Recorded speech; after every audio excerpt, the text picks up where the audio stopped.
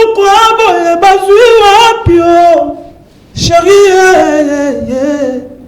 bilenge aboye bazwi wapio mabe moi boga ala tabe moi bien nabe na moi bandako nabe na moi baka surtout nzamba sala grâce moi un fois peu mon nana donc c'est normal mon daboué nabe sous jeune garçon c'est normal mon daboué ba quand qu'il faut en aba c'est belé même pas hein? Na promettant moi Simon de Libala na promettant Sainte Makedika la plus belle femme du monde que je salue en passant yoka propre yoka beauté yoka choco yoka taille yoka milk yoka sucre yoka mouma yoka pio yoka glace mon appelle ba galère nanga alou elanga ba moto pendant que ba répétition azwa soin ya bana nanga na ba moment difficile et puis c'était pas facile bandi manga na famille na bango abilo rango ela kisakena na numéro 1 génération o yango po au monde na kisi ba chakanga si ba to na fanda ba kana na kisi c'est que ba mona ke mamno sala em tu fa na sala ngona nte eza koyeba kokoma banze mona yo somo to yeba na ngenze mo ebani na mutu ekiti na libumo yenda makolo mutazo comprendre nini ba oluba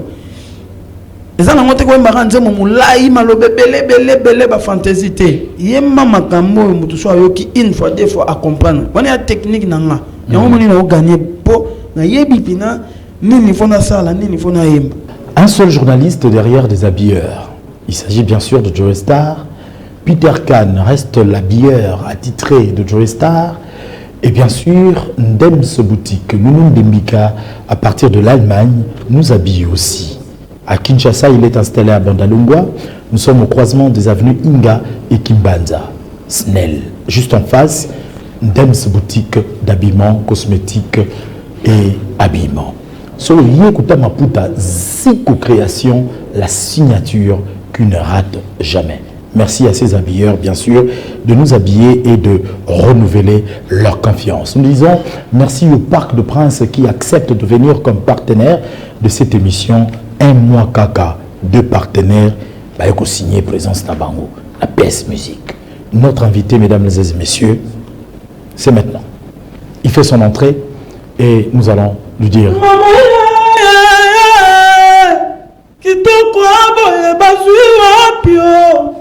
Chérie, bilanga boye, basi wapio. Voilà. Moi, je dis que tu as la confusion. Anze mwana utango kota tu voulais tu vas te rendre tout dans la vie. Ah non, c'est moi grand frère na ma héritier watanabi. Mali ma montre. Ni ga mingi. Tant na ya na yo commander na téléphone na kota na ngamba moi et memi ngai. Ah OK. Hugues, monsieur Hugues. Ouais, bien affilé, bienvenue. Merci. Prenez place. OK. Voilà, tout ça la zouaté, tout ça a pépélé et tout la démission. Monsieur Hugues est avec nous. Très bien vêtu. Merci. Mon Iva Balmen, tout ça. Et confirmé, ma solo, c'est le Havanais Roubeta, on dirait. C'est le Oscar Malobi. Bien affilé, na mona et penazo somba bilamba. Donc, monta bilamba benawa. Ouais, nalinga bilamba. Nalinga bilamba, ceux qui nous ont salué grâce. Pardon, tant on a comme Europe ou États-Unis, à côté de la sombi. Et puis, déjà, le nom est facile.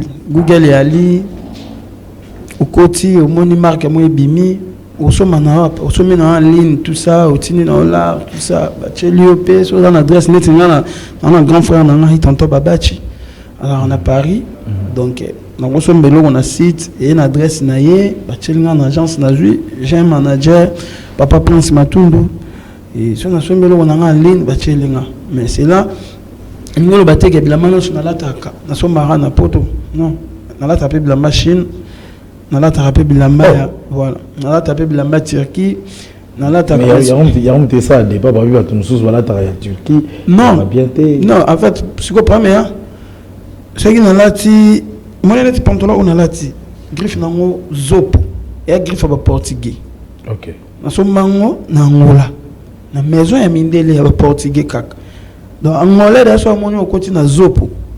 Et moi, je comprends, ah, tu peux à côté de et après moi, l'icolo. Mais ça, je suis qu'il faut moi dans l'influence, c'est des bisous, pas dans bisous, pas congolais. OK. Voilà. Ce que nous avons appris dans le pays chinois, mais il y a originalité, il y a bas chinois. Originalité, il y a bas turc. Donc, quand on est là, on est pas comme balmé boy.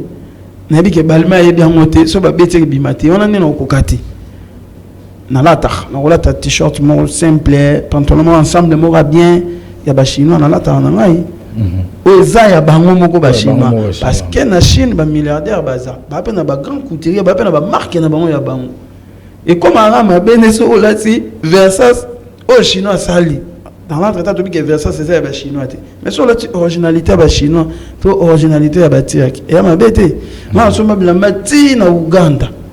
OK. Na uti Paris na kiti kini le 21 le 22 na ju vol na ngana ke Uganda pour na beta concert ba misa ko ba kama me pesa zandeni aya na so na 9 valise ta komi su na Uganda aso basubi lamba voilà vraiment voilà to beti masolo ya bilamba vous a bien habillé le nom Tokyo ba ozaka leader na bango ya leader na bango génération wana ndeto bandeko beta masolo ouais ça se voit voilà et puis les paniers circulent encore le bim tu me suis pas gros bima a ça la première kenga mais pour l'instant pour le moment c'est mon temps nzamba sali grâce génération na ces arana mutakumba et le route jamais toute la génération zanga mutakumba ils a la raté ngabete na michiana na makasi ya boulot na salaki boulot et commissionnaire wana na grâce ya nzambe na grâce à ba fanatique mais voilà et puis na gogo boya et le la bénédiction na ngate pour ka ba ba mona ngana simple non même ba ba tradition na banda ba bikelelo na ba jeune ya na jeune moko boy o ayemba perum o azo sala musique ya rumba ba rumba ne do mama yeke de bien bina filé. Quand tu dis que leader na bango, est-ce une conviction il y a eu mon propre de par Moussala ou bien bah yebisio ou bien c'est parce que tout moni Fali, tout moni Kofi, tout moni Redi, tout moni le karma pas bah leader roignon surtout bah grand nyon surtout natangi bah tangi yo nommément pour nous féliciter. Est-ce que ça par rapport à ça bah on ça papa Marie-Paul ça va venir en hériter Watanabe ça va venir en il va faire rigola tout ça. Longtemps on a bon on a na sala part des choses na le ba on biso ba jeune to ubeti na bwa wengete to beti na ba quartier latin te o to bime pa ya ba musicien oyo wenge boti. Je pense que na numéro 1 oyo sa fierté ya ba koko na biso ba Ranton ya ma bete exact que pour ba grand na ba lobby non ya marambo ezo monana na ko pesa pe exemple. Dans un sous Mutaliboso a réalisé 2 albums sans producteur dans la belle Naimo. Dans la jeune, autobéti na ba wengite. Dans un jeune Mutaliboso, notre bête signé à Atlantico et à ça la munene aux alwa Bercy na Angola. Tu dis qu'ils a roi défi à ba grand prêtre belé na mboka na biso. Effectivement. Bah oui, Rasson, Wenge Musique Maison Mairie. Voilà. Tous les grands. Tu as un orchestre en Afrique du Sud. Tu as des concerts. Tu as un orchestre en Ouganda. Tu as une chose qui est Michel Liboso. Tu as un coco, tu as bimi, tu as un wengete. Tu as un poto yemoko na nenge na e. Na ba propre fort na e ak États-Unis a sali ba showcase na e. Azongi ak France a sali showcase na e, a beti concert na e azongi. Na peut-être que Liboso na moi organisé. Michel na so beti musique e bike. Tant aussi ça na joie. Na rappel oyo asomela ba musicien na ba voiture à part ça so to longo wana na penza na banzembo na mboka o batu ba yebi pena ke o nzembo adina filé na yemba ka pena banzembo oyo ete ya rabatu ezongisa ba couple batu ebongisa ba couple batu na yemba nzembo do te ya na jeunesse na ma yango na lita na ko pesa yondeko soki ba parents bazana makoki o profiter otanga ebele to ya mokeyo ndozwa mayele tango ba grand ya mboka oyo bazoleka na ba plateau bazondimaka e ata nga na obenga abango na ba papa na biso ko felo minde ndimanga vena biso fali ndimanga vena biso héritier ndimanga na bazomona ba bi pe passe ya musique alors il y a ba encouragement ba encourager ba bi pe na musique ya lelo jeune garçon o sa rabina ba rumba na mboka ba yo karango ya passi ata moko po ba ko ya passi ce que ba ko na chaîne moko boy azu yam su ba opportunité te o bango ba pesa ba musicien mususu à l'époque a bunda na ka abu azo débriller mais makamne qui est bien voilà ba na misu ba mona après komi ça ma bête voilà mais ça mutu mo ayemba kibongai ça mabe bon mutu ana pe ana vie na ye voilà OK au beti solo ya Afrique du Sud, beti solo ya Uganda, ou beti solo ya Angola. Mais poto siko lobby. Est-ce que filazo kanisa pe cause un mouvement wana quand on va bon c'est ça ouais voilà na to mo mke pardon na to mo mke na jeune ayemba barumba kota na parlement na jeune ayemba barumba ekota na stade ya joy na jeune oyo na banzembo na ngana na ba jeune mutu ana 1 million de VAT ngana na banzembo siko ata ba 6 ya babongo ya ba 1 million 800 2 millions mon choix mon ex sotali dans mon choix des autres qui ba 2 millions mon ex 1 million azana 1 million 900 000 et quelques voilà parce que au monde apeka na biso bato to uti wengete wana to betino ba wengete ana ebele ba banda pe carrière liboso na ngai déjà comme leader ngana ye na ngape na sima na yo okuta mais na sala mo exploit ya bongo na ba nzembo na bana mikie na ba koko na ba fanatique na ya basango na ya banganga na tala bina nganga bia sa fanatique abina fe le bon place yo me marabiso place to banga yo place to banga yo yango na banganga oui mais ba so beta le solo bien le na kuta inanganga lo na kuta nete na mona na internet OK na mona banganga misusu ba lo bake ba ngomba penga kisi pour na ça succès na mona pe mtwa lo ba penga porte-monnaie magique na yo mona pe misusu abike asa fanatique nanga alinga musique nanga mais tout le banane parce que baté belé na ko sauter même à ton entourage nanga bina filé na yo wana linga mingi mais moto akisi bon nous allons na be jeune a peu organiser moi si bana famille na ndako tout ça wana to so ya baleme pourquoi vous alliez na banganga pourquoi bazo attaché au mingi na banganga déjà musique na biso était comme bongo en fait na ben concept était mais réalité ya bato ba yebi makam na biso ndele ka lié na succès na yo voilà en fait cause na succès on pense babilo ngo yela kisaka na numéro 1 génération o yango po au mona na kisi ba chakanga si bato ba ndo fanda ba ka na kisi c'est que ba mona ke mamno sala em tu fa na sala ngona nte e bato yo ba yebi nzambe bato ba sambelaka bato ba mona ravi na na place na uti na carrière na ndezo kende na bi ba pesa nzambe merci ba pesa nzambe lokumu ba bana ke mo mbalio en étoile a de lo nzambe ba o ba yebi nzambe te ba lo bana na kisi na pesa exemple moko nzemmo moko na ndo linga uteza yanga tinengala kaba ezara yanga problème organise ça yote ça na kabina na kabika siko nzemmo na problème ngana o répéter na ma et pas na biso et pas na nga na répéter na nga et pas na ngai na mbi motonyo ça ça la problème ne alors na je la poster kaka na Instagram na nga na moni yango na ba TikTok na moni yango ekoti partout na ba page Facebook tout ça siko na lo ba public moto ya na kisi po yango de miselinga tonga na kisi pour bango mon basali ça mon succès sans qu'il y ait un bimission mais à un moment on a préparé la mission le 2 juillet OK maintenant on m'a posté en bon bato ba sepeli nango et tamboli na la choité na kenda butu moko ne nzembo wana et puis lobi nango na sali clip na bimission officiellement na kisi ya solo na musique eza koyemba eza koyeba kokoma banzembo na yo somo to yeba yeba na nzembo ebani na mutu ekiti na libumu yenda makolo mutazo comprendre nini ba oluba eza na ngote ko mbaka nzembo mulai malobe bele ba fantasy te yemma makambo mutu so ayoki une fois deux fois à comprendre wana ya technique nanga yango moni na gagner po na yebi pina nini fona sala nini fona yemba et puis so longo wana so yoki ngane na yemba na studio so ye na live nanga oyoka pena ke mutu yemba na sala blague te donc mutu mota ya concert nanga ala desi et puis tant on est au kana msaba papa madilu ba papa pepe kale ba papa we madon o kamo papa redi ba obima oh pecho abosara fort ko amaso abosara fort dona na bongo dona e magana live ko le kanene mina na disque quoi.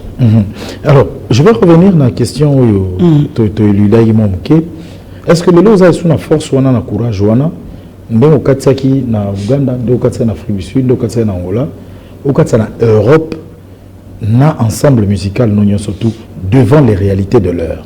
Ngai na voyage qui na ba force na ngai te na courage te musala mte bema ngai producteur a se ben na musala sala a che caché na ye a che ba billet na ye a che hôtel na ye a loger bino boké bobeti musique au fouti ba musicien bozongi ngamoko na ba propre effort na ngai na ko fanda jamais na kanisa ata jo mona me orchestre braza ils en sens te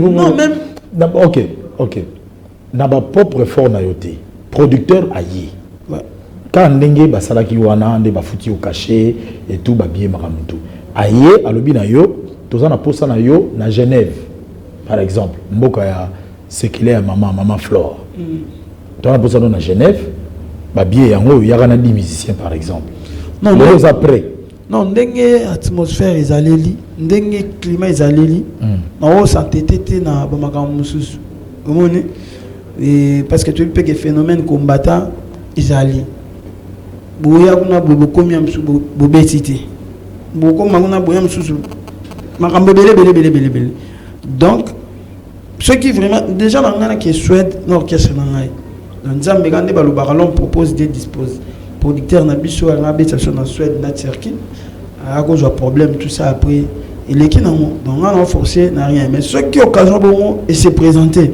on réfléchir on le bano 8 on le bapé non noté on tala non ne mambo okende merci dans la minute babosa mission babosa nana ouais na minute basara boulot et yana ba mission na msu bazana bazwa banda kuna kin a foutre la comme responsable ça qui est poto sans que ba mon écoute msata na clip msu bana ba voiture wana sans que qui est poto ou importer zali ozana sika olala wana moyen de déplacement ozwa ya rolia c'est tout ce qui nzamba ba ba qui poto atana nzela na ngati atana nzela mususu ba okenda kaka tanga belelo na koma okendete voilà mais tant ton mon musique na nenga kala no mon nze fort qu'est-ce que même manga poto nze pona ke poto nze fort nenge mo boy mais lelo comment na facile ils attendent nzamba linga ki za boy. OK. Voilà, vous nous prenez en cours, mesdames et messieurs. Il s'agit bien sûr de PS Musique, un seul invité. Il s'agit bien sûr de Monsieur Hugues Bunafilé. Avec lui, nous parlons de tout sauf de rien. Et sur le marché de disques phonographiques, il y a comme cela problème qui se comporte très bien et nous en parlons. Problème. Tout métal sur le problème.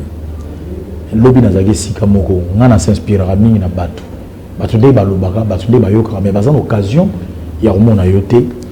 Babi problème ebimi tant que ba problème na vie na yo.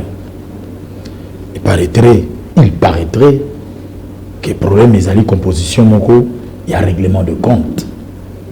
Monsieur Hugues azaki na ba relation intime mo ebelé, azo ba ko sala choité et finalement a sali choix à éliminer à sali choix na ye. Alors il fallait s'expliquer, à contextualiser le roi Maramingi société d'abimisi problème. Sotali nzemwana ila kutu histoire moko tenani au batu bobeta. Vous avez même au courant na batu nde ba okanisa. Sérieux. Bon après na aboué, na pe moi boga, na tape moi bien. N'appelle moi bandaku, n'appelle moi baka. Surtout. Nzamba sala grâce, moi un frappé mon nana. Donc c'est normal moudaboué. N'appelle ce jeune garçon. C'est normal moudaboué ba kandiso qu'il faut en abasse belé. OK. Ba tout coup de bazana monté, bazana abasse et belé. Mais bon, malgré la catégorie na babango, il y a problème té. Mais si quoi si quoi ngai na moi boé. Hein? Comme on a payé et on a moins influence. Donc c'est normal ba doit kanisi na ngana so ba ko kanisi na ngaka je ne sais que net tout monde a gebe ah tala na za boye na fingité na lobi pété ba doit melango ba sala mabe namelaka whisky te, namelaka bière te, nakendaka boîte te, nakendaka bar te, namelaka cigarette te, namelaka noix te. Mais tu vas dire que le roi est un musicien. Namelaka biloko. Surtout noix. So il peut ebisi batu ki amela ngote. Batu pe ba chaka te, po ba binini musicien ka le noix. Namela ngote po elingolo bateso na mela ngote na l'équipe bato ba mela ngo.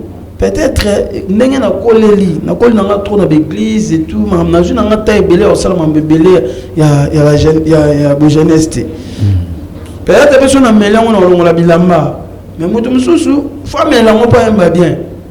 Donc mutu ba professeur musu pe pa atangisa bato. Fa mela ngo. Mais ça professeur rappé ma yele et tout ça. Donc voilà. Ngai na opexate bato ba kanisa mambo ba ko kanisa sianga. Voilà. Nabali pour fond Nabali. Mais qu'est-ce qui s'est passé? Hugues, vu défiler, à une époque donnée, on t'a reçu dans la mission Nabiso, moi particulièrement, je parle de moi. Au Bané Olata, non. Ouais. Bané Olata, non. Ouais, moi, ne goûte.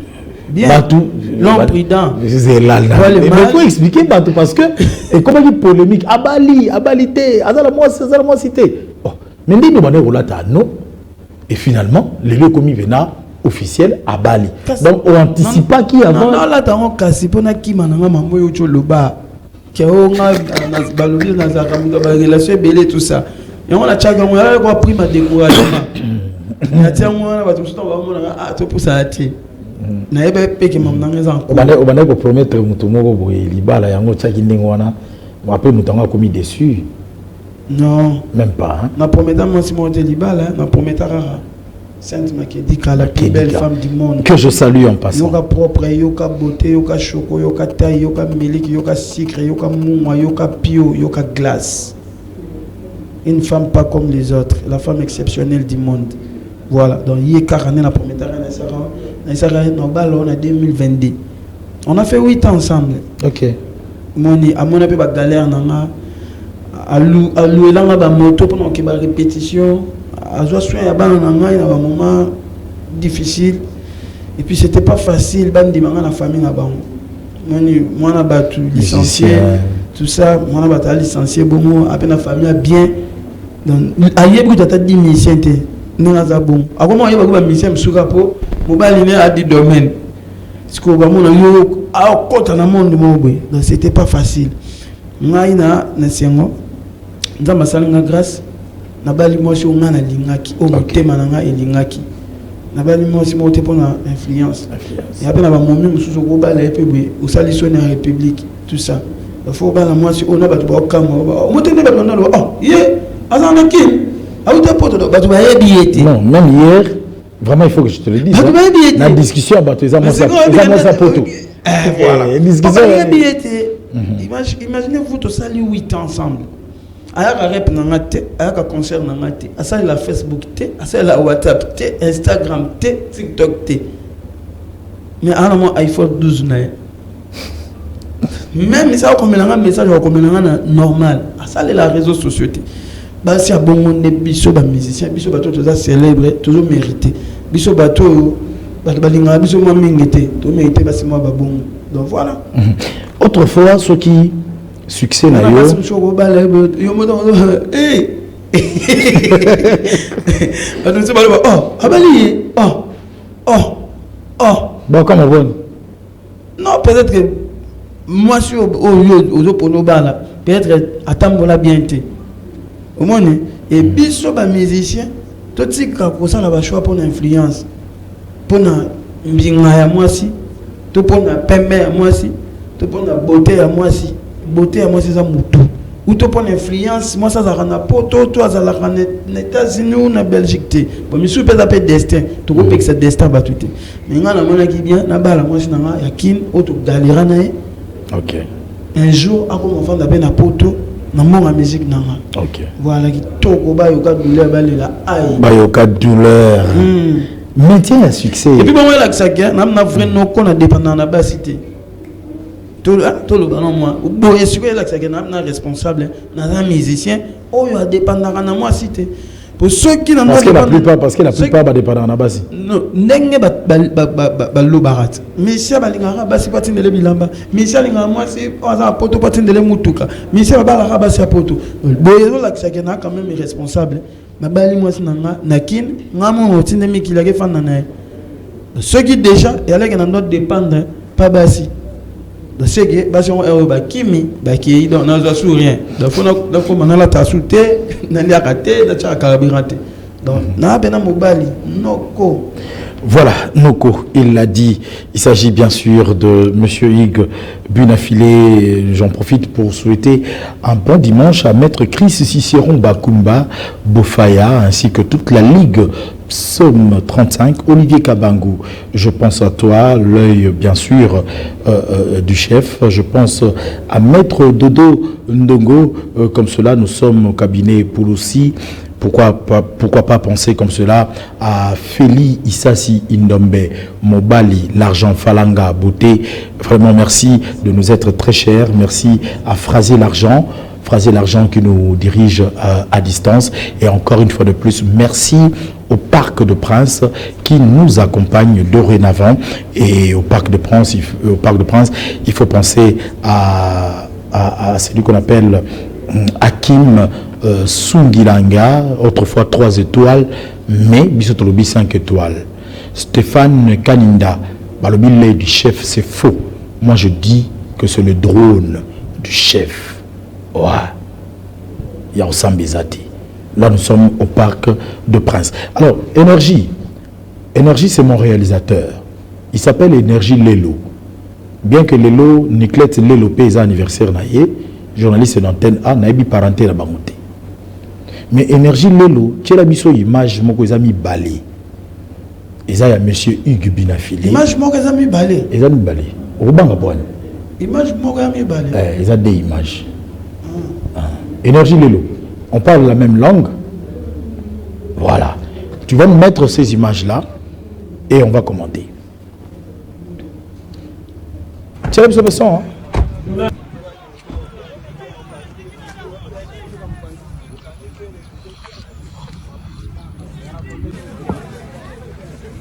Ekigo. Mbeki. Basta ba encore tabilo ba yebani. J'ai joué avec des égoïstes. Comment ça? Des égoïstes. On t'a pas donné la passe. J'ai cherché le ballon mais j'ai fort à moi-même. Il faut même toi tu mens. Je mens pas, j'ai dit la vérité.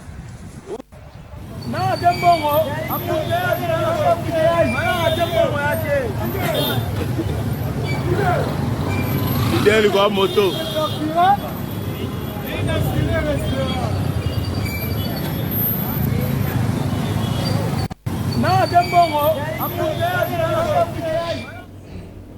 Voilà, 2 images. Tout le monde est liboso. Bateni ndenge ma pas ça. Après, balé. Tu es non? Ouais, c'est mon fils, Ephraim. Je l'aime beaucoup. Grâce à ok. Et il faut que ça affection. Il est très important. Il faut que le master. Faut que et surtout ça leur rend plaisir. Chic obéir na ba ordre on a appelé ça. Donc voilà. Tu dois être balé na moi na ngai Ephraim Biswana. Il a jour à férié. OK. On doit être la biso balé. Déjà tout là tu en as eu. Oh. Tu as dit que basket, bilamba donc. Ok, voilà. Ok. Et sur l'autre vidéo, on te voit sur une moto en plein limité. Ouais, j'ai parti où? J'ai oublié. Donc, il y a des côtés moins bouillés. Il y a un rendez-vous très important. Quand on a bimé, on a un embouteillage, j'ai Makassi. Dans le 18e. Voilà. Donc, j'étais obligé de prendre une moto pour me faire dans une ville. Voilà. Donc, on a choisi un respect. Il y a un rendez-vous dans la moto. Il y a un rendez-vous. Il y a un moto. Après, il y a un moto. Il y a une vie. Il y a une vie. Et ça façon aux solidaire na bawe wande balingarayo et ça façon là que ça va tout que aux simple ça l'ango exprès. Déjà tant que l'embouteillage est raté. Banana goma bina filé boy. Bato bamona ngana moto te. Mais biso na stobi ke mikolo moi l'embouteillage ya makasi. Na mona on ba réseaux sociaux bato so babi nazangi mbongo a vinette. Babi ba commentaire bato. Babi azangi mbongo a vinette tout ça ya mwana zimutu na bi. Ceux qui n'ont pas car moi ils ont une vinette maintenant moi bakar déjà nous sommes na ils ont et en plus la vinette moi ba ta la plaque et ça bakar mikolo te en 2021 ça tout ça ba plaque à mikolo ba ta la monter mais après muto ko lo banda ko lo ba musu ba lobi na simple ba musu ba bina zangi mbonga vinette ba musu ba lobi na za ko s'exposer tout ça donc mais ngai na faki kana sala bongo pour aller na rendez-vous et qui est vraiment important. Ok, alors on va poursuivre dans cette interview. Bien affilé à ça, Coco, il y a Werason. Ouais. Werason, c'est Wenge. Donc oui, jamais que les émissions sans pour autant tomber sur le projet Wenge 4x4. D'ailleurs, Moko, aux hommes lobake, vous avez un rôle à jouer le 30 juin wana, ou bien tu vas dans la bandaku. Et ça va remplir 4x4. Dans le rôle makasi déjà à Liboso ceux qui na deux fanatiques na deux fanatiques nangana baya na stade ba tout remplir stade one et puis on a mon pe na obligé à part aux anneaux Coco parce que Wenge là patrimoine national donc on a obligé na na fête one na futa billet na ngai na ta la musique et idée mususu côté la musique on a une tribune normale mais oui ok il y a un fan de logo fanatique biso ba fan na Wenge ok yo futi billet na ou ta la musique voilà mais so ba invité ngai na boya te au classe il toque bon non boya voilà mais on a moi IDP ok idée na ngana wo pesa Wenge ça l'époque ya munene Wenge et sali makambo ebele na mboka na la idée moko soki ba konza mboka ba talanga na ba vie na biso ya ba Wenge ba soki sont un concert le 30 juin te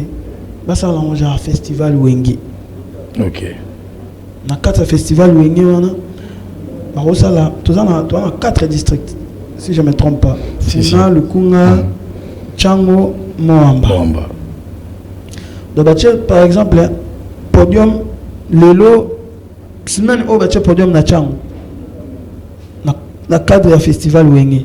Festival Wenge est invité par exemple l'orchestre héritier, non orchestre affaire. On va bêter na tourne, on va bêter na tourne, on va faire la chose, on va jiver ta que va prêtre, on va faire di ba hotel, banana bango. Lobby ba ko chapé na moamba, ba ndo tala bon, to ben ça fali na intel. Lobby to ba ko monta la pena ba koko na bango parce que ça fait ça munene. Comment ba koko ba ko fêter fête banana ba ate bakoko pe bahati bakoko bazala bali ya musuni ba mélanger dans la ligne na ba sala un festival Wenge et jusqu'à un mois ba déplacer on ba chanter on ba place biso to beti après ba on ba beti sur à mois de pour permettre pe ba to nyonso na ba no ba botami lelo ba mona bango parce que mutu nyonso ko kende pe ka stade te donc voilà idée na la nango yango wana ezalo mo esukaka bongo te. So parce que maintenant festival Wenge et surtout que vraiment président la carte Makambango et ça l'a bien marqué. Voilà. Merci de nous suivre de partout. Hein. Je pense à mes amis Mena Kamalandoa, un blanc perdu en RDC, Michel Isako dit l'inspecteur. Je dis merci à Bobol Zaché Banquette. Merci à Patrick Kanta Eka, l'enseignant. Merci à toi, merci à Serge Moncodi, la noblesse dans le sang, et je peux penser comme cela à partir de Matadi à Didier Gourou Guitange. Et puisque nous parlons Matadi, il y a un message d'un grand frère, d'un papa qui vient de nous appeler d'ailleurs. Il dit bonsoir, PS Musique, na sepeli na bu na filé pour la sagesse naïe. Il y a réponse Luminuku Simon à partir de Ciné Palace à Matadi. Très bien, bien affilé, n'a sepeli vraiment. Il a beaucoup applaudi la sagesse de l'artiste. Et d'ailleurs, à l'obby, au PCA pour ça, il y a Rolinga Jeunesse. Ouais, c'est la musique. Comment est papa? Papa Simon Luminuka. Ouais. Ah, papa Mkolo, hein? Vraiment. Papa Simon. Ouais. Luminuka. Ah, donc, à la peine de papa Nanga. Oui, papa n'a pas comment on Simon Makanda. Okay. Et puis on a un Congo 100% mu Congo donc dans le Congo central. Déjà on a profité d'un programme. 4 juin, on a un concert na Boma. Ah ok. Voilà, on a un concert na Boma, on a compte il y a parti politique, il y a honorable Nabiso Adrien Poba. Donc bana tout il y a ba Congo, boze la biso. Les deux déjà tous allés na Boma pour te mettre concert na biso les 4 na terrain le nom m'échappe. Terrain Sinaï. Ok. Voilà, merci. Ok. Voilà, donc Congo central, ceux qui me ramènent ça bien, je vais accompagner bien sûr l'artiste. Je vais poursuivre comme ça en 2 minutes, 1 minute. Nathan Ramé Batou, bonjour. En tout cas, bien affilé à PCID Moko, très génial, vraiment. Moi, je suis d'accord avec lui parce que ces derniers temps, ici à Bandal, Babar, Terrasse, Boîte, Mikolo, Yo, Wenge, Musique Ratfakatande, Zali Gobeta Mingi. Donc, tous allez vraiment causer la date Yango, vraiment. C'est bien le commandant Joli Cœur na Bandal. Commandant Joli Cœur na Bandal apprécié idée nayo étendre projet wana ezala festival Nancy Kasongo est en train de nous suivre, la diva Bahati est en train de nous suivre, vous êtes nombreux hein, mon message est bientôt ça moi invité nayo Azalaka Maïli Tresia Mbouba depuis Bandal. Voilà, merci beaucoup Tresia depuis Bandal. On applaudit ton intelligence. Ça c'est Diane Eyalé qui nous dit l'artiste, tu es vraiment un père et un ami pour ton fils, bravo. Merci. Voilà, donc autant de messages comme ça. Nous allons faire un effort de lire certains messages depuis Brazzaville. Séverin Mbou, j'apprécie votre avis, votre avis. Pour aujourd'hui, je voulais me libérer auprès de Binafilé. Je suis fan de Werason, mais Binafilé, il faut le protéger. C'est une richesse. J'aimerais bien venir le rendre visite en juin, mais par faute de moyens, je ne peux pas avoir son numéro. Voilà, il faut le protéger. C'est une richesse. Merci à partir de Brazzaville. Je crois que tu auras l'occasion. Hein? Il faut que me l'aille dans ma page Facebook, dans ma Instagram. À répondre à naïe batu nyon surtout ndeko Instagram kaka Facebook na ça la Facebook TikTok bato ba mona bina filé na TikTok na Facebook za amate OK ezala batu ebika mokila ndeko ma donc ana zaka na WhatsApp na Instagram nanga voilà donc ndeko na Brazzaville oko komelaye na Instagram pas de souci. Urbain Bibi à partir de Lubumbashi, merci de signer ta présence, ainsi que Rocky Sanda. Rocky Sanda, merci à toi. Et nous n'oublierons pas Mami Lula, la Taylor Van Damme dans le Katanga. C'est pour très bientôt, nous y serons. Voilà. Alors, bien affilé, nous allons présenter Bissopé en passant, puisqu'on parle de la jeunesse, mais c'est quand même étrange. Balobi, ils ont passé. Leader Lelo, a un label. À foula abimisa. Très difficile parce que égoïsme, ils allaient aux autres penser plus na binomoko. Mais là, je vais présenter Rodrigue Kadima. Voilà, je vais me lever avec la permission d'Énergie Lelo. Je peux? Merci. Voilà, je me lève et je vais appeler Rodrigue Kadima. Allez, bonjour. Bonjour. Tu peux prendre place. Merci. Alors, si vous représentez Bissoye. Il y a comme Rodrigue Kadima, c'est un frère. Tout ça, la musique, dans le quartier, tout ça. Bon, moi, j'habitais Christian sur lui, il était de ma tête. Nous sommes dans un Bissoye, tout ça, c'est un parolier. Maintenant, comme il a un zemboté.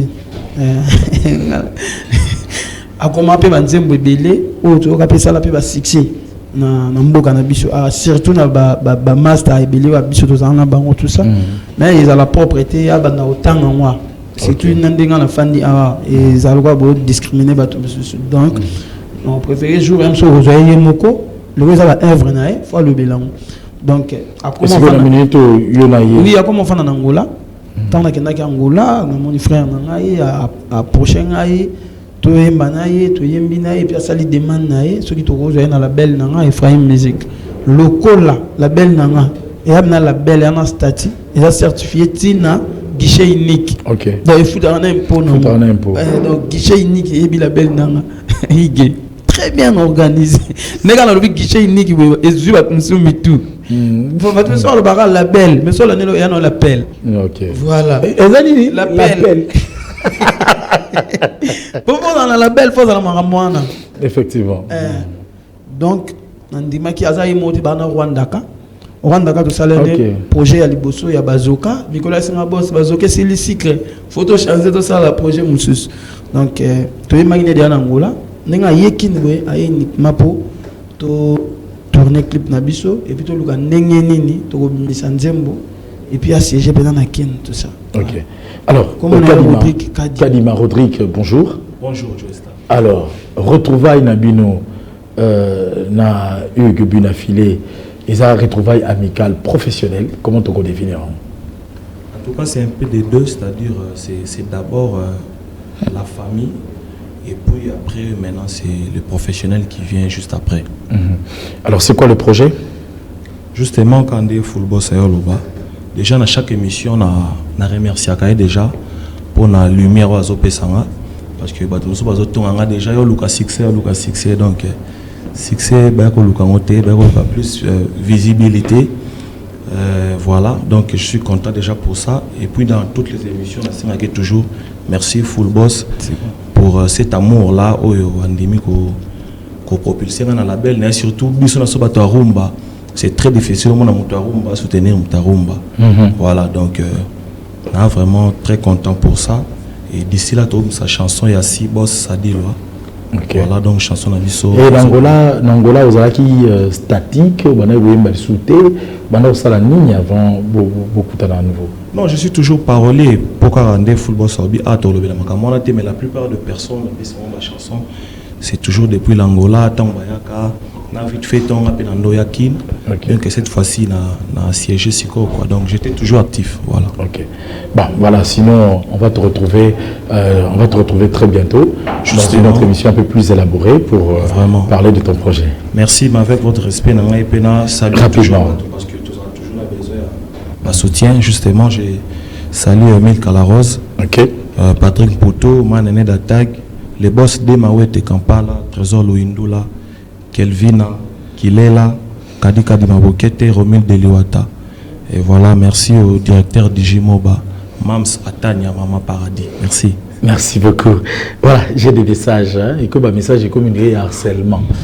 Le plus 277 est à boîte Moza à Kassaboubou. Voilà, et puis là on m'écrit Steve Yossa le banquier, qui est le manager. Comment est-ce qu'on peut faire pour amener Bunafilé à plus 277? Je pense qu'il a un bureau. Il a tout un bureau, je ne sais pas si je peux réagir. Non, on a un secrétariat, voilà. Donc Steve Yossa, il a tout un bureau. Même on a vu qu'il y a un numéro à CG. Effectivement. Au PC, M. Steve, et puis il a contacté CG. Voilà. C'est pas juste CGT. Vous avez quoi par là? Au PC, à la tant que comme à la libération, la s'est passé pour la signature.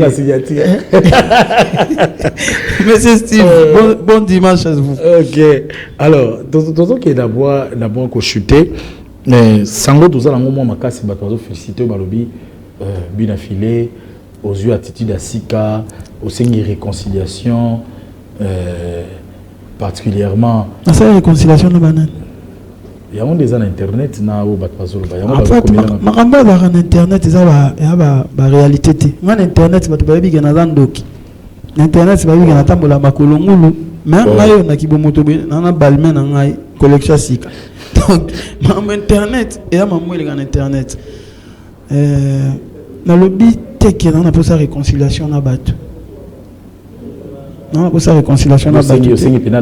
Na pour ça la paix. Fabregas na Ibrator la paix. Non. Nazaku na pour ça to mena na terre na te. En fait problème est là. Na lingi na sala makambo ba fanatique nanga ba lingelanga. Na ba to ba linganga pour na kuimba. Na gagner moi vie na ngai pour na banzembo. Na promouvoir banzembo na ngai. To ko télématé nyoso na makambo o eza na facile.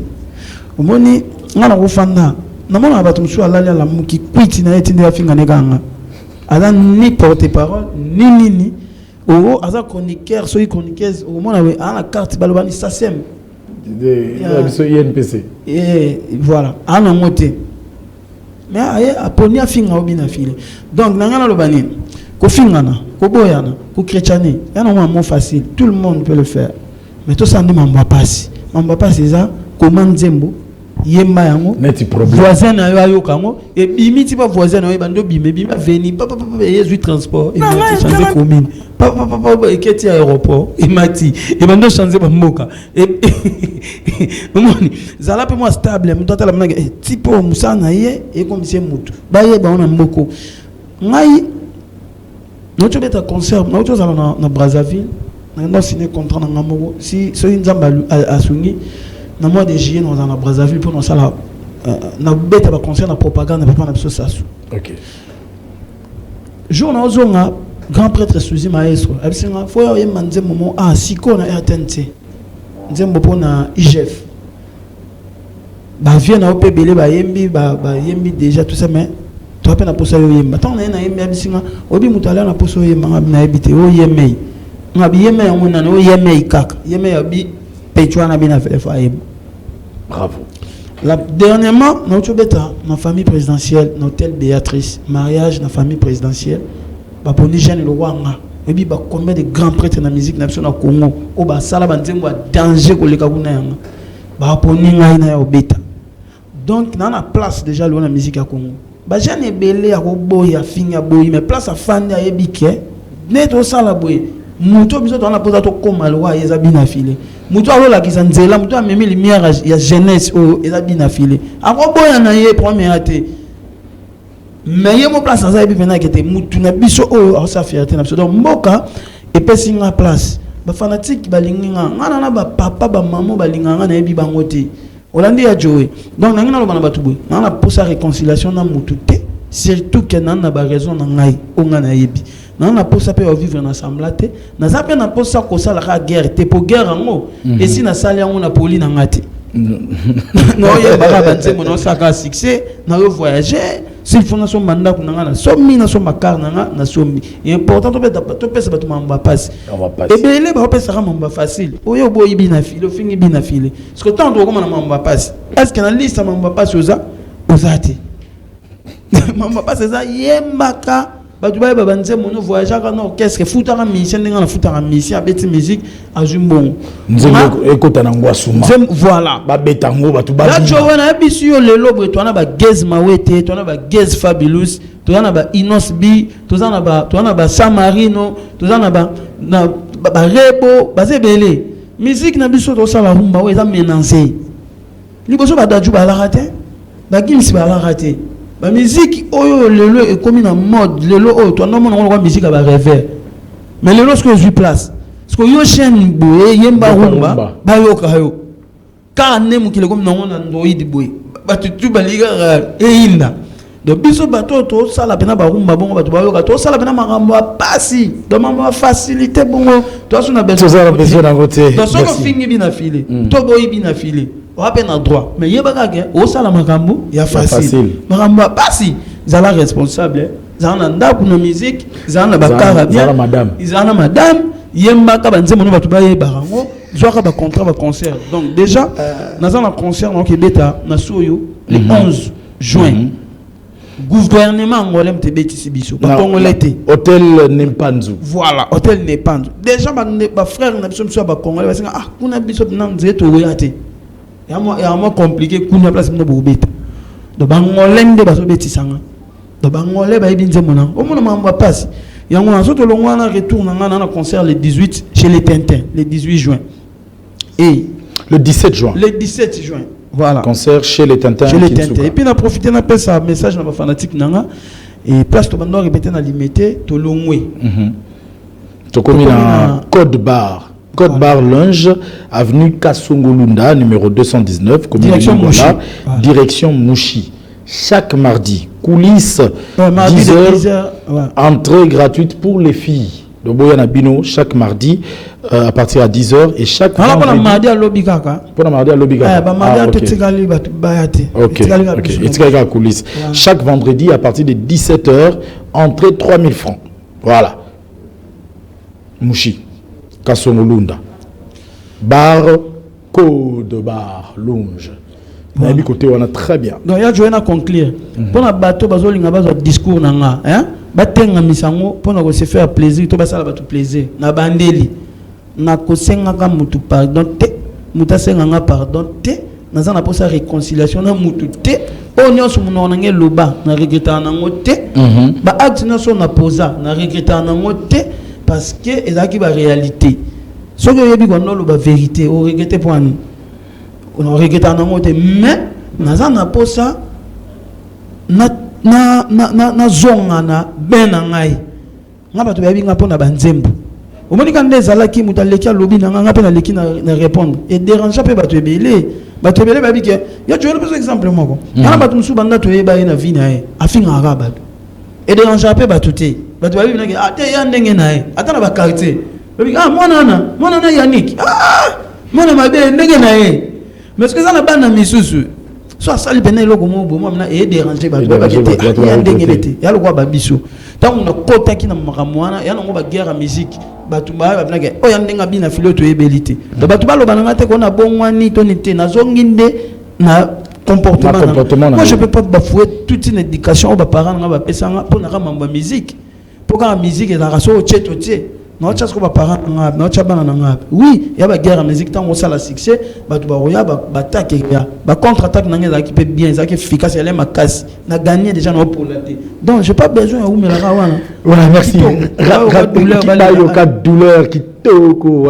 Alors on va souhaiter bon anniversaire rapidement et on clôture cette émission. On a débordé de quelques petites minutes. Alors c'est parti avec. Voilà, donc bon anniversaire là.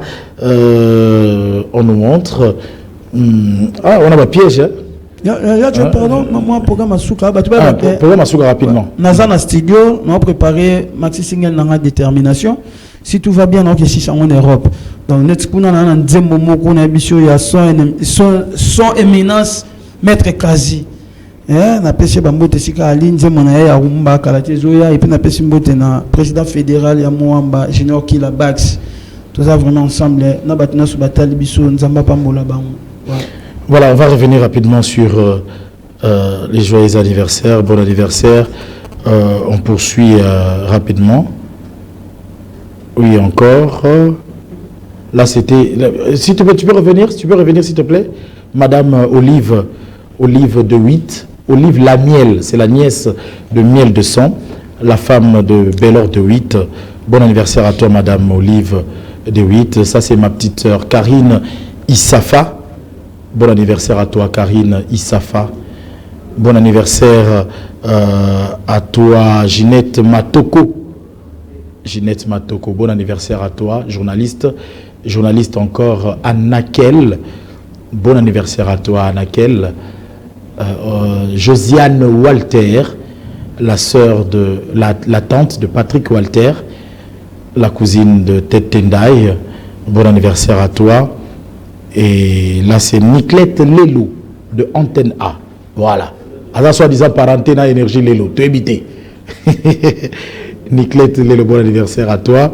Bon anniversaire, ça c'est ma grande sœur Titi Eyalé. Bon anniversaire à toi, grande sœur Titi Eyalé. Ah, bon anniversaire à Bipo. Oui, bon anniversaire à Roland Bipendou. C'était Roland Bipendou. Bon anniversaire à toi. Bon anniversaire à Tata Mobich Adolphe Dominguez. C'était avant-hier, son anniversaire. Voilà, donc c'était là les joyeux anniversaires. On me fait signe que nous avons la son. Ils ont déjà Jonas Minga. Jonas Minga, merci pour notre son. Sois vraiment kitoko. Tozongeli filé. Cette caméra là, l'objectif de la caméra, ils ont pour Nayo, pour le Momoko, pour Arnaud Wambi, selon ton cœur. Azalana, confusion, t'es na bafanatique. Moi, ce qui est ça, tout ça, la rama en passe. Na pekisi batu mbolanga te ya joy. Obika banana lobike na lingi sokota na ba distraction te. Tala matumbole bakisa mesus. Donc na pekisi batu te, batu mbolanga. Étoile sans combat et étoile te. Okay. Donc batu bakoko loba sirna bakoko boya bakoko finga mais ba ça a problème. bala na nzembo lo problème nzembo lo morgue revient grâce mon choix ya ngoni mamba pasi mon ex donc batu mususu pe to okondane bango te am su tamba na ngwe zaka yo sa mamba bongo biso ya mususu pe to zaki na temps yo sala ngo temps nango isili to komisko ko sala sio makambo o za responsable donc bango pe basala bongo. Voilà, mesdames et messieurs. Mesdames, mesdemoiselles et messieurs, c'en est fini. Hein,